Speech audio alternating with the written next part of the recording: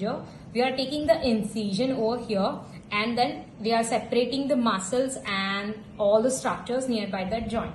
After taking the incision and separating the structures, we just have to take the joint out of the SWM. So for that we can use this distractor. We have different variety of shape of distractor which we can use to separate the bone surface during surgery. Then we can use this for maintain the space in the joint visibility and to assess the alignment.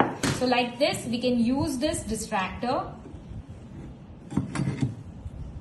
Then this is the bone hook to hold that bone correctly in the position and manipulate any soft tissues. We can use this hook, or if you want to lift the bone you can use this bone hook. We will start the procedure for the femoral stem.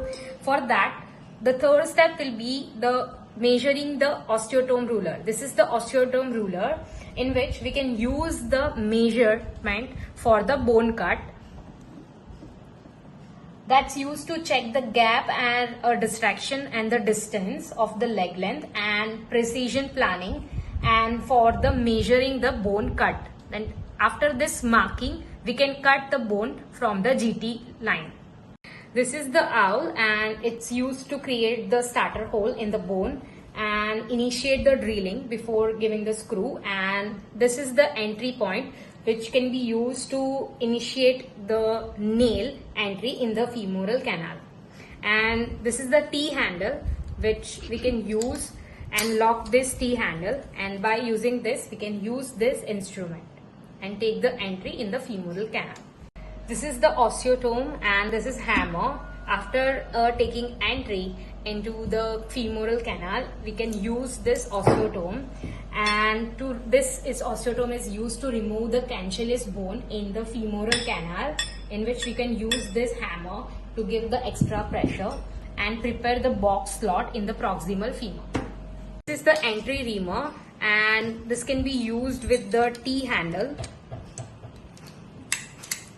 And after taking the T-handle with the reamer, you can use this to open the medullary canal in the long bones like femur and tibia. At start, you can use this procedure. These are the distal reamer and this can be used with the T-handle by locking this, and then you can use this in the opening of distal canal for femoral bone.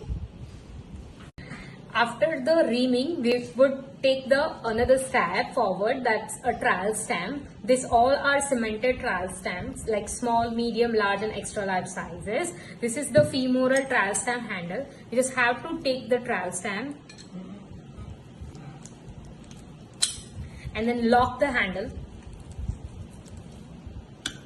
And then we just have to take the trial, and if you want any pressure you can use the hammer for it, and you can take the trowel for the femoral stem. If you are stuck with the trowel stem, to remove that trowel, then you can use this slotted hammer and hang this on the stem handle, and you can just use this pressure to remove and take out the femoral stem out of the bone. This is the stem extractor for trowel stem. You can use this by locking the trowel, and you can just extract the stem by using this extractor.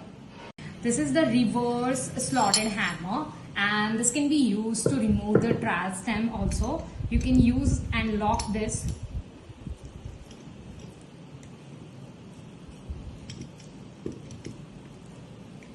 And after locking this, you can use this reverse slotted hammer. This is the neck offset which can be used to trial the internal head with the femoral stem, and we have the marking of C which shows that this neck offset is used for a cemented hip replacement only, because we have total femoral neck is 127, so they just will be aligned in the 127 by locking this cemented C-wise neck offset, and after that you can take the trial to the internal head easily.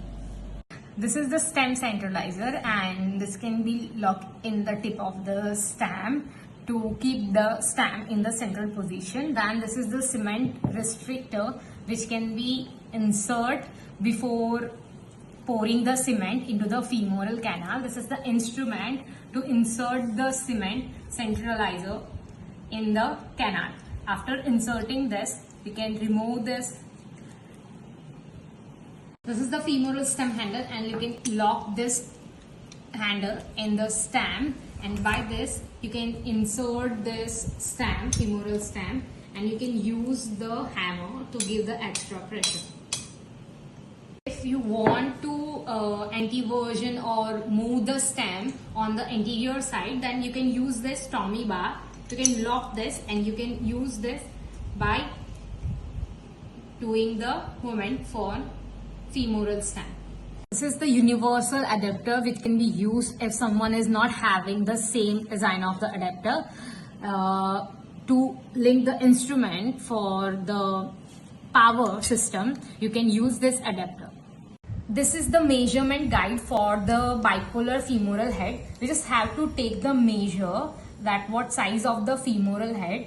Like if we are not having the 37, then we just have to start a 39. Big one like 39. It is not a perfect size, then we just have to take a 41. It is also not that much proper, then we just have to take a larger like 43. This is the perfect size of the femoral head. According to this size, we just have to take the trial for 43. So now we will start trialing a 43 size of the femoral head. This is the femoral bipolar cup, and we just have to take the ring, posterior ring out of that trial head. We just have to insert the internal head, and then again we just have to fix again that posterior ring, and then we just have to trial the head. After this, we just have to take the trial with the femoral stem and the bipolar cup, and then we will check all the range of motion for hip flexion, extension, abduction and adduction, and then we will fix according to the same size of the implant. Bipolar cup, after checking the final size of the trial, we just have to take the same size of the bipolar cup. We just have to check the range of motion. For that, we just have to take out this ring out of this cup, and then we just have to put the internal head, and then again we just have to put the ring into the cup.